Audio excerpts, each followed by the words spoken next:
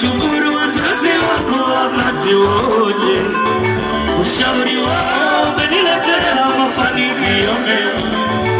Sasa naishi na watu vizuri, sasa naishi na watu vizuri.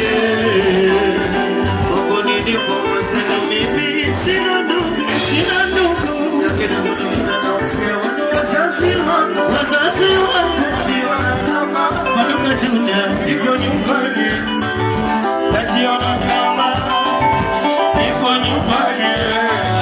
Na washukuru wazazi wangu wakati wote, ushauri wao umeniletea mafanikio mema. Sasa naishi na watu vizuri, sasa naishi na watu vizuri.